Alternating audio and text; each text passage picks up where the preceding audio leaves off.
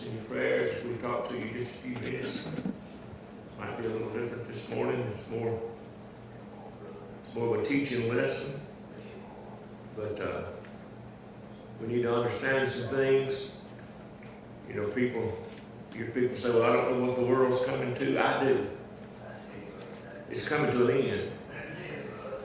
It's coming to the place where the Lord is coming back for His church. And we want to start this morning at the beginning. How about that?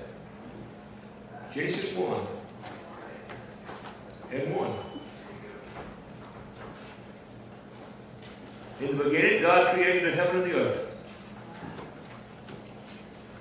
And the earth was without form and void, and darkness was upon the face of the deep.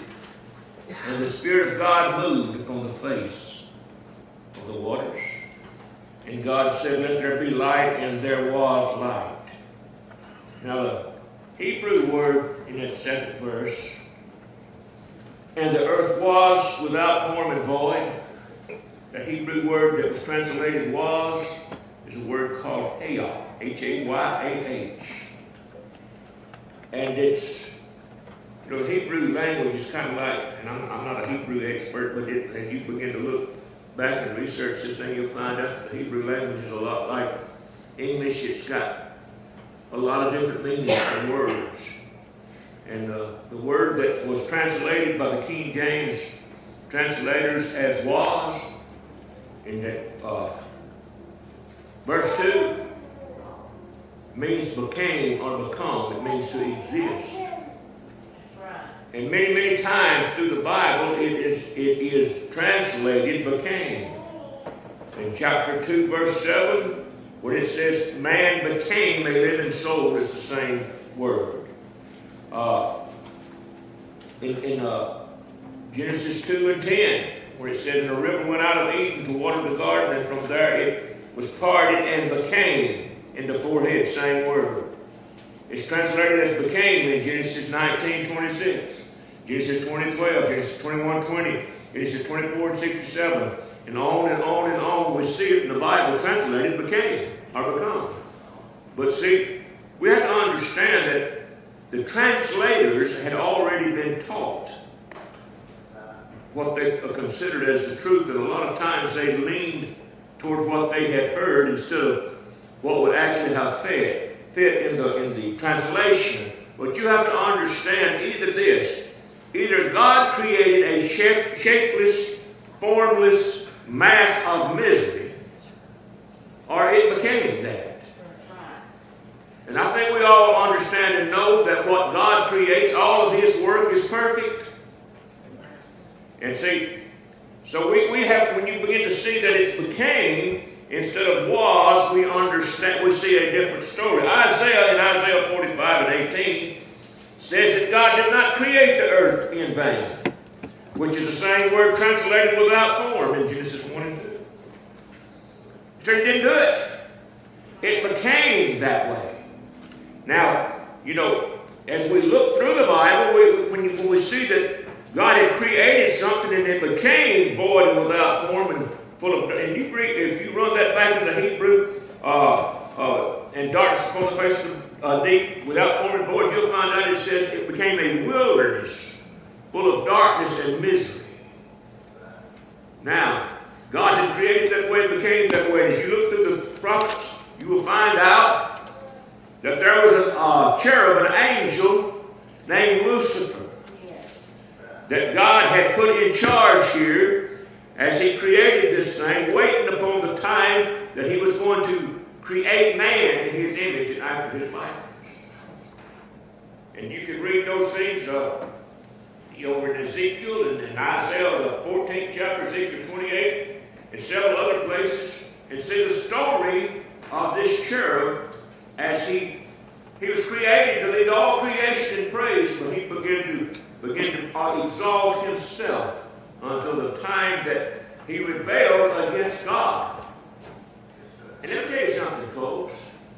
The laws we see in this word, the laws of God, the principles of God, the way that God works, in His work, it's all the laws and principles. eternal effect. Long before he inspired man to write them, that's who he was.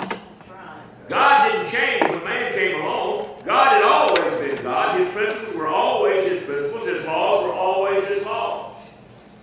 And rebellion against the life that is in God always brings destruction.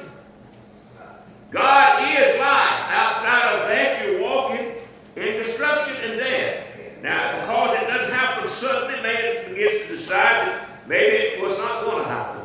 So we find, as we read and study in the prophets, we find that this angel named Lucifer, and the Bible called him son of the morning, or son of light. He was an angel that understood, right, and the things of God to a point. He was sent here to bring a revelation and to bring all creation into praise. But the Bible said sin was found in him. He began to look for a way to exalt himself. He began to say, I will exalt my throne above the heavens. I will become like God. And people say, oh, he wanted to be God. Oh, he would love to be, but he knew he was not going to be God. What he wanted to be was man. Because it was man that was in God's image, man that was in God's likeness, man who God was going to give dominion to. And Satan has been out to destroy man ever since. And you might ask, well, what's all this got to do with us? Well, really, everything. It reaches, what happened then reaches clear to today, folks. In Ecclesiastes chapter 1, 9 and 10, it says this: the thing that has been is that which shall be. And that which is done is that which shall be done, and there is no new thing under the sun. Is there anything whereof it may be said, this is new? It has already been of old time, which was before us. And what that's saying, folks, is because God is a God of laws and principles, it always works the same way. Rebellion and sin always brings destruction.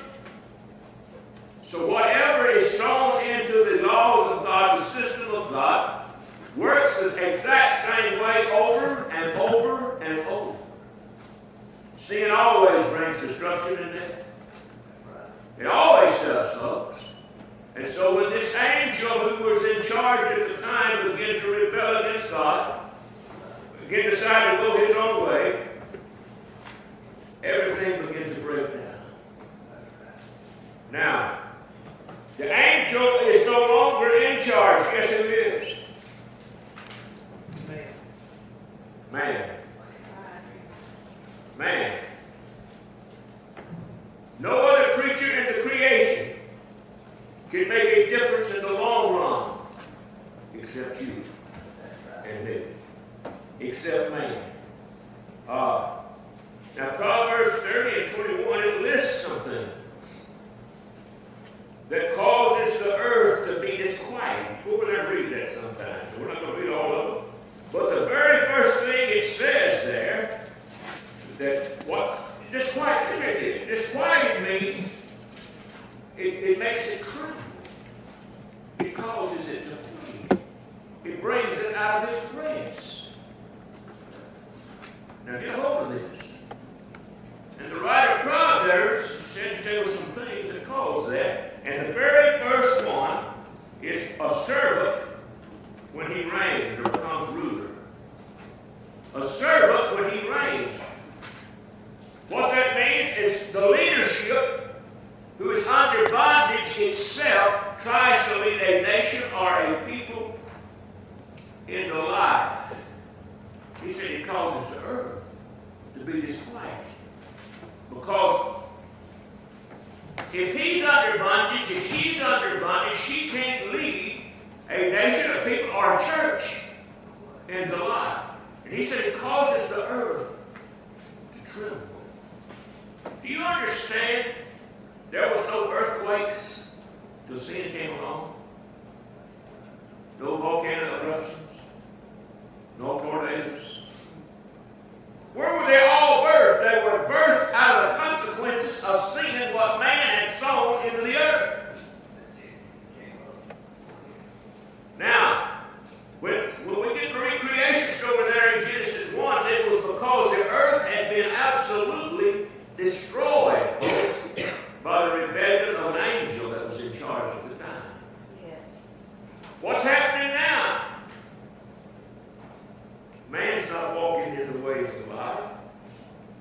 man's walking in the ways of death.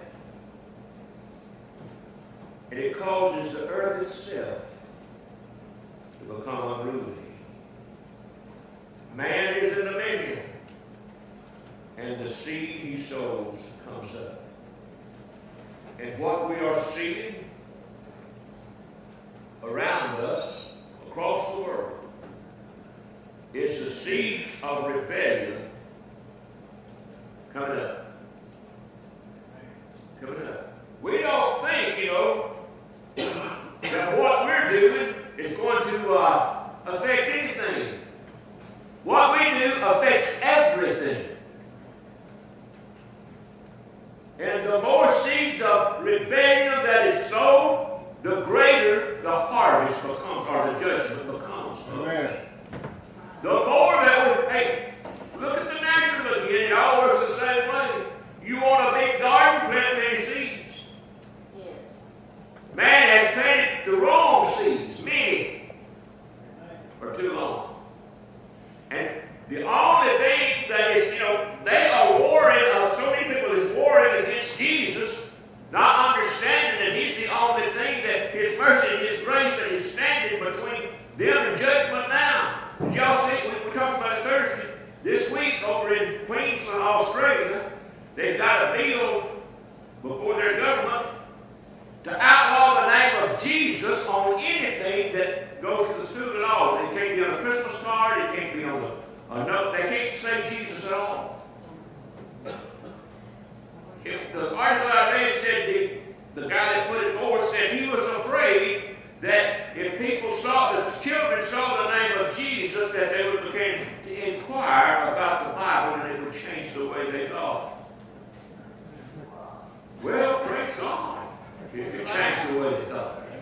But see, a man in the leadership role is trying to do away with Jesus. It causes the earth to become disquieted. Yes. It causes things to start happening that God didn't intend for it to happen, folks. And the more we cast out Jesus, the closer we come to this. Now, before we get into Revelation, let me read this. Look over in Isaiah 24.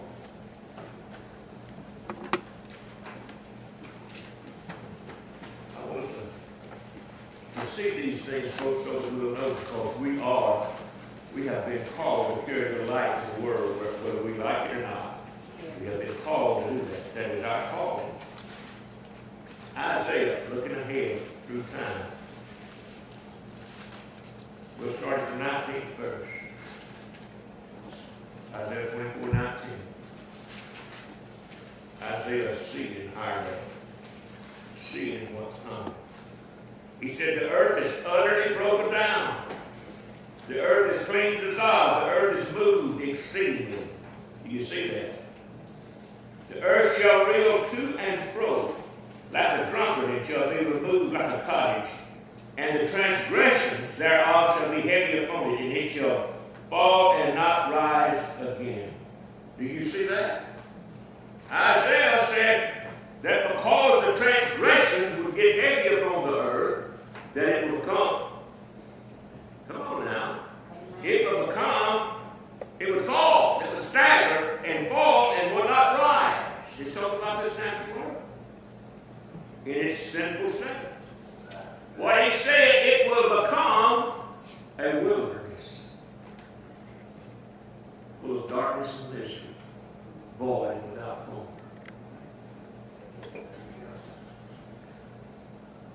What has been will be. Now let's look over at Revelation 6 and see what you think about this.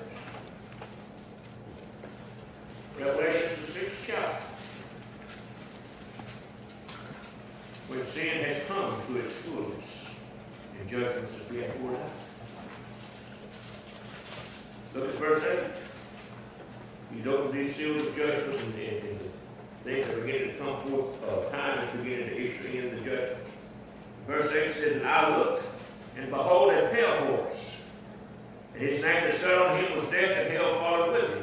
And power was given unto them over the fourth part of the earth, to kill with the sword, that's war, with hunger, with death, and with the beasts of the earth. still says. And I beheld, when he had opened the sixth seal, and lo, there came a great earthquake. And the sun became black as sackcloth of hair, and the moon became as blood.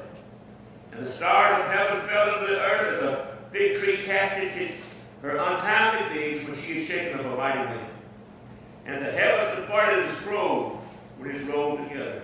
And every mountain and every island moved out of their place. Does that sound like coming void without form to you? What happens when every mountain begins to shift and every island begins to move? Both things are turning upside down. They're turned upside down. He said it was a great earthquake, and I was talking to people this morning. Some of y'all probably saw it. You know, under Yellowstone, they call it a super volcano. It's been brewing for years. The thing is like 12 miles long. And I was reading the article. They've had 1,400 small quakes there in the last few months. 1,400 tremors. And you know, it's kind of got folks a little upset over it. But they said if that thing should go off, that it would kill just thousands of people immediately. And then over a few months, it would cause 2/3 of America to become uninhabitable. Does that sound like void and without form? You say, oh, you're trying to scare us. No, I'm trying to get you ready to get out of here. Because there's going to come a great earthquake. Not just here, folks. These things are happening they're increasing already. Because the transgressions is heavy upon the earth. That's what happened at the beginning, and it's happening again. Only the mercy and grace of God has held back this kind of destruction until now. The church is here. God's people is here. That's the reason, folks, that it had happened already. Now look over in Revelation, the 8th chapter.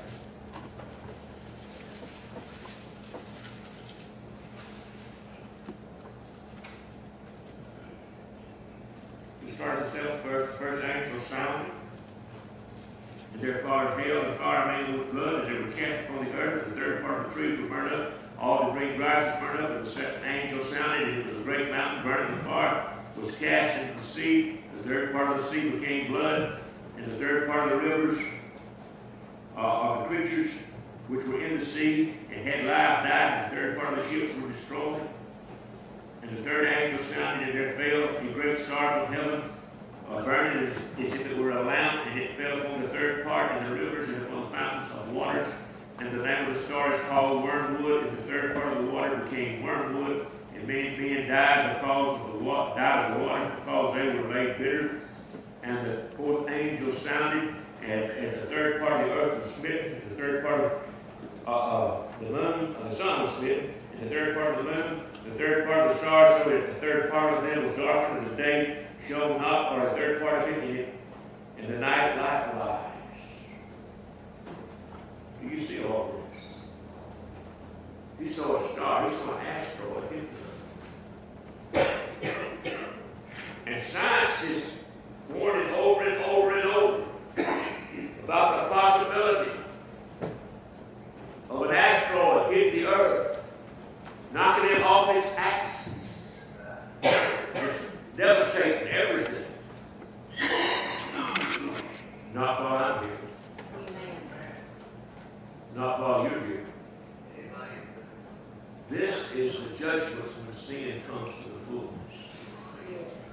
See? And in the 4th chapter of Revelation, the church is out of here. The only thing that's holding that back is your prayers and my prayers and the mercy and grace of God. But the more seed of sin, the more rebellion that is sown against Jesus and against God, the closer these things inch to becoming a reality. And that's the reason I tell folks, be on that first boatload that leaves. That's right. Because it ain't going to be good. That's not good English, but it's true. It ain't going to be good when the church leaves. And the folks that's hating the church, the folks that's hating Jesus Christ, the folks that's hating the very mention of God, folks don't realize that's all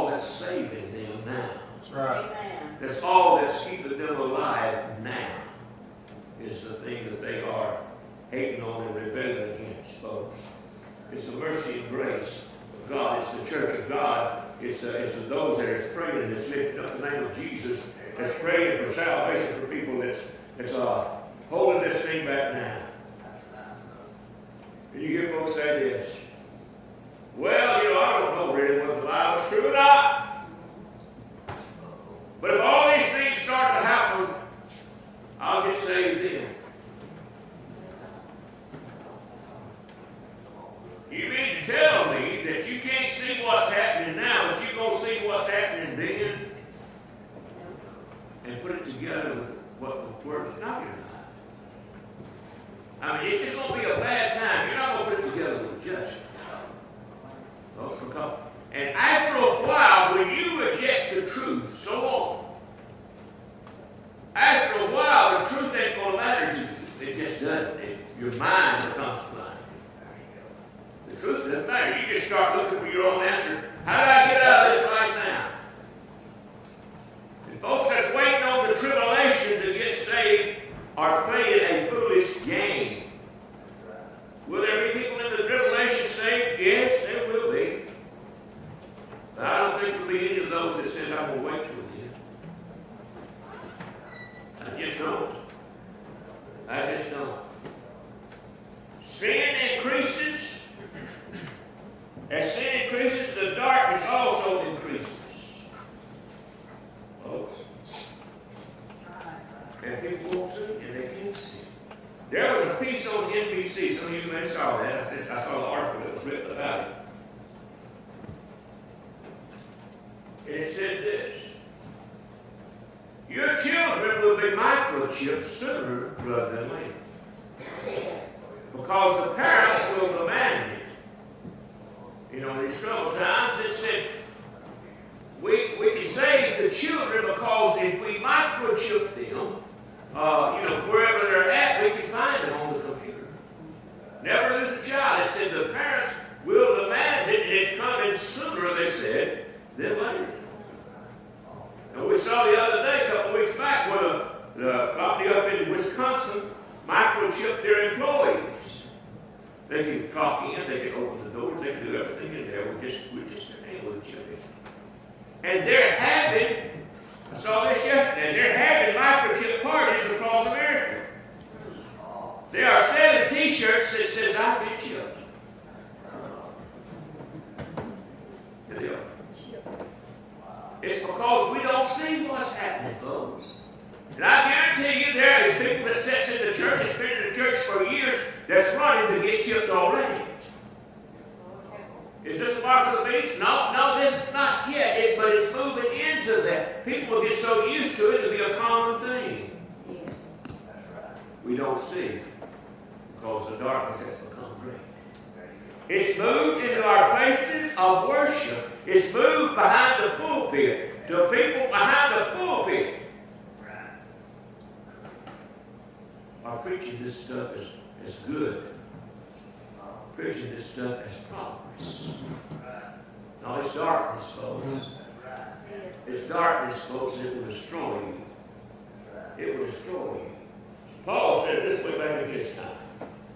Over in 2 Corinthians 4:3 and 4, he said, if our gospel be hid, it is hid to them that are lost, and whom the God of this world has blinded the minds of them which believe not, lest the light of the glorious gospel of Christ, who is the image of God, should shine unto them. He said their minds are blinded. They're seeking answers they want to hear rather than the truth of God. I've been at this for a while, but I am still shocked at the number of people that I run across who has just made up their mind about the truth with no evidence. Yes. No evidence. Nothing to back it up by the Bible. This is just what I believe. No evidence. It's in our political world. It's in our religious world. No evidence. We're just believing.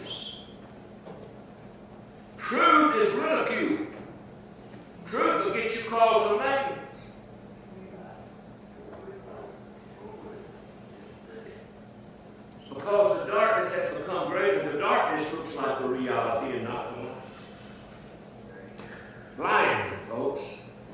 But Galatians 6 tells us to not be deceived, that God is not mocked, for whatsoever a man soweth, that shall he also reap. There comes a reaping, folks. There comes a reaping. And the reason the church must be taken out of the world is because there will soon be no safe place left for her upon the earth. The earth itself will become upside down in its principles. I want us to turn over just right quick and look at Romans, the 8th chapter. What the writer said here.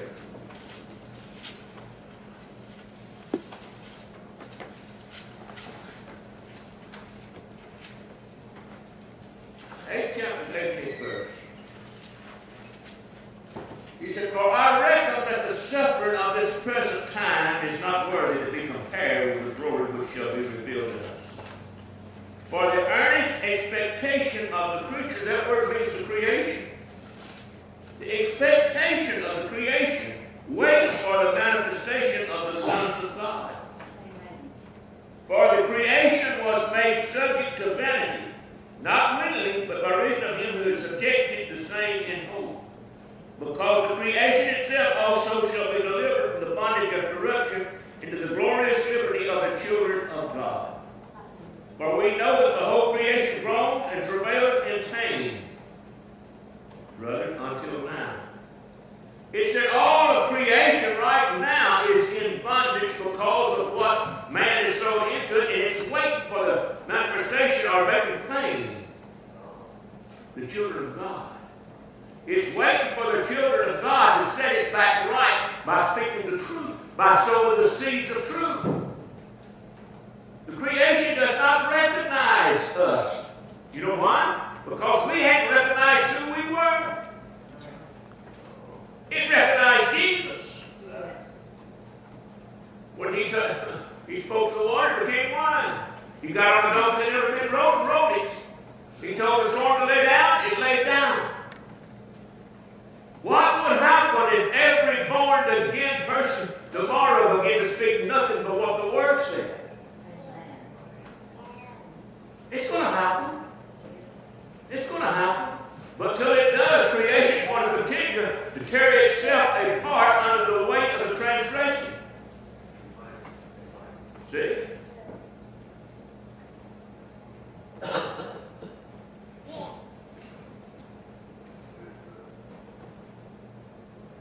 Christians are being rejected more and more. In some places in the world, they're being destroyed completely.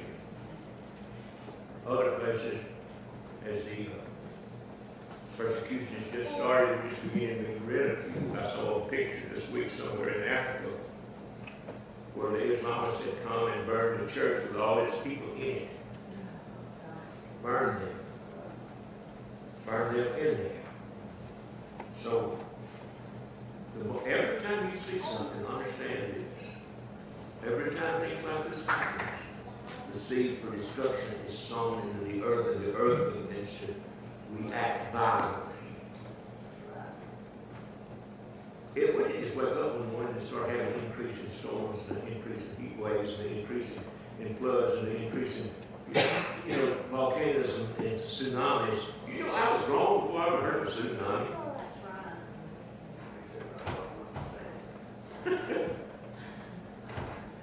But it's happening now.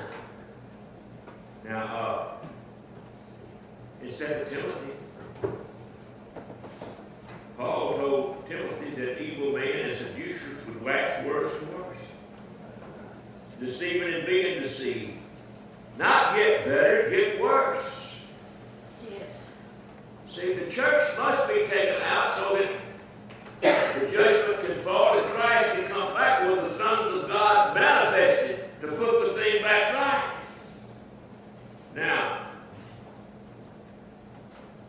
just as it was in the beginning, we're talking about becoming void without form. But it was there, it was void without form, and if you read that back there, something else happened. God suddenly said, let there be light. and there was light.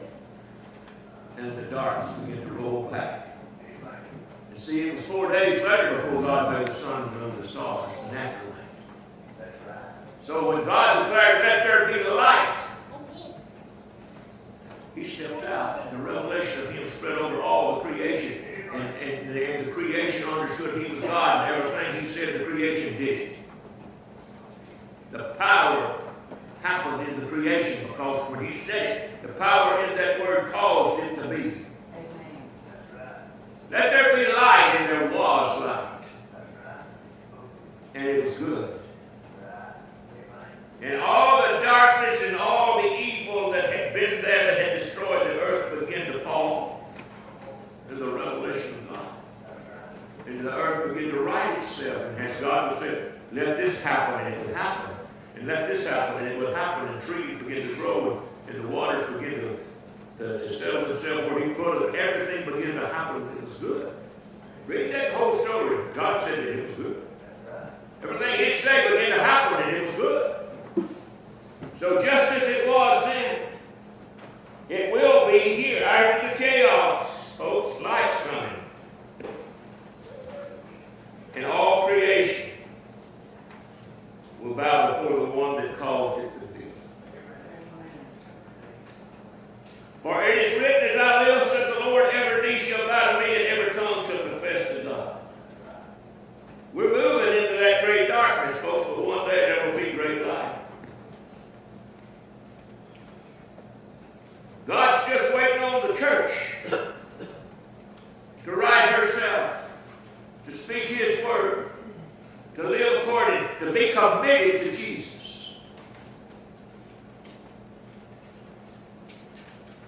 Revelation 21 says, and he that sat upon the throne said, behold, I make all things new. And he said to me, write, these words are faithful and true. After the chaos, just as it was in the beginning. And I don't know how long it took for the earth to come upside down in the beginning. I don't know. You people say, well, the earth is this old, the earth is that old. The Bible doesn't say how old the earth is. I don't care. I know who made it. Amen. I know who made it. I know who started it over a glorious earth. Yes. Where everything was good. I know who did that. I know who did that. I don't know how long it took before that to become void without form. But I know who straightened it up. I know who recreated it. I see all these things happening now. I know who's going to recreate it. I know who's going to make all things new. I'm going to hold to him, folks. I'm going to hold to him. For behold, I created a new heaven and a new earth, and the former shall not be remembered or come into mind. Waiting on that. Waiting on that. Peter said that we are looking for a new heaven and a new earth wherein dwells righteousness. Are you looking for a new earth? Are you looking for a place where righteousness abounds? Because it's only to them that look for him that he's going to appear the second time. We need to get hold of that. And them that look for him. Those that are not looking will not even know the rapture has occurred. They'll just know something went wrong. Yes. Because when everything begins to turn upside down, they'll run down to the local church and half of them will still be sitting there. It's sad, but it's true. And so, okay, all these folks are still sitting here, so it wasn't a rapture. I'm still all right. Only those looking for Jesus, only those committed to Jesus is going when that trumpet sounds. Because those that are not committed are those that cause the earth to become void without them. They're not looking for a new heaven and a new earth. They like the old one. The one that they did. The one that they did. What would have happened, folks? Where would we be at now? What would the earth look like now? If man from the beginning, from the time Christ began to preach his gospel of peace and of love, what would the world look like if man had grabbed that gospel and walked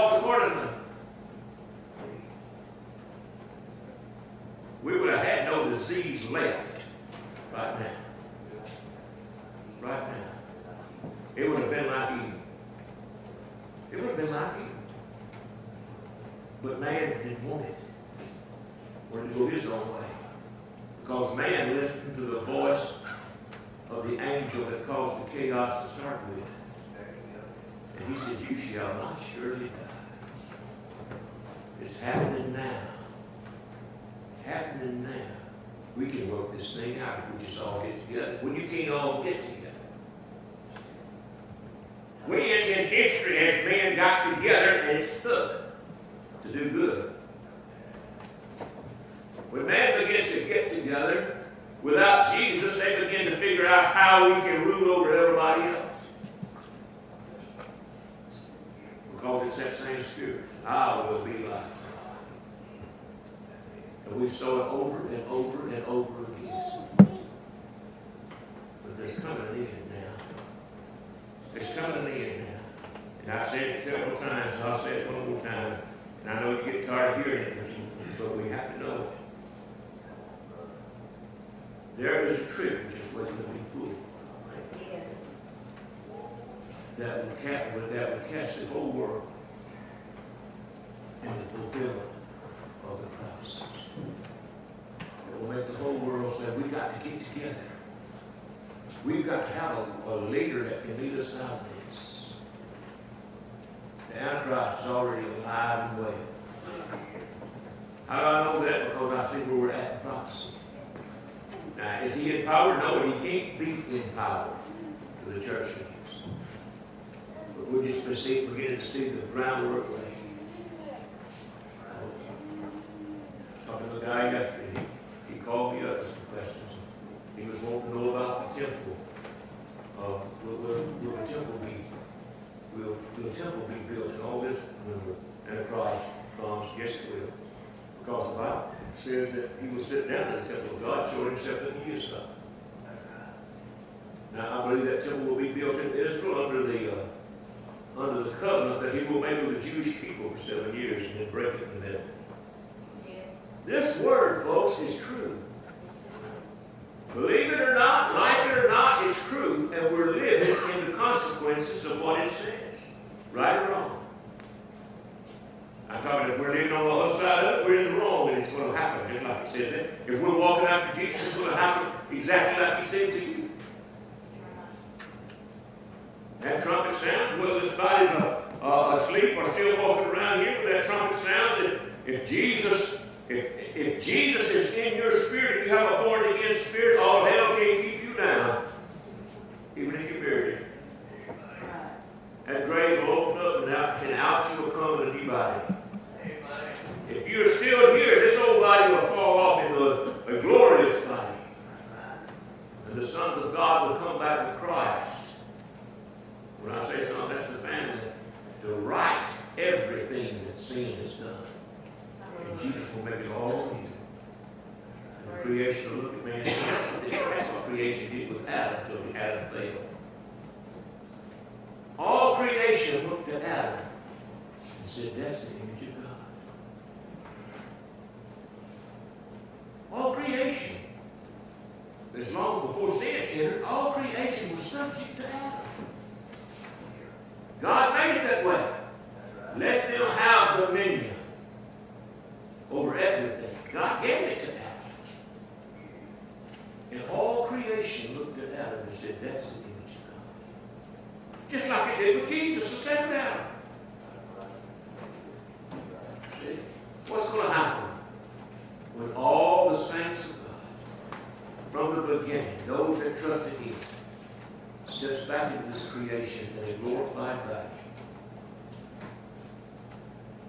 All creation will say, that's the image of God.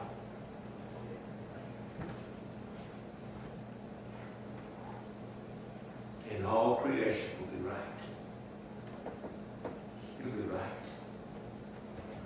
No more pain, no more sorrow, no more sickness, no more death, no more.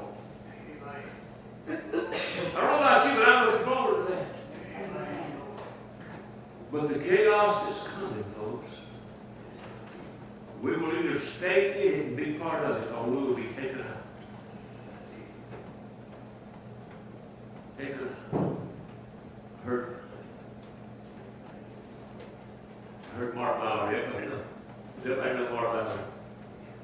He's the nut that's with Bill Gates. You know, he sings, but he's a comic. He's the one that wrote Mary, did you know? He's just as funny as he can be. But he was talking about, he was brought up, he gave the name of the church, it's Baptist Church there, and said he had the same preacher for as long as he could remember. He said one day, the preacher had a stroke behind the pulpit and died. And he said, of course, you know, Mom, Dad, and all of it been there. He said, we were all tore up, you know. He's all the way up to some kids that ever know. Said, but they got together and they sent out looking for a new preacher. So they got this young man right out of seminary. He said, the first Sunday he preached, he said, all y'all are not going to go through the tribulation, the great tribulation. First message, y'all all going through the great tribulation. He said, my dad didn't go through the great tribulation. He said, so he got us, and we moved across the street to the church in one direction. He said, as a kid, said, I always looked across at my old church and said, boy, I hate to see one through the tribulation. When all I had done was walk across the street and went back.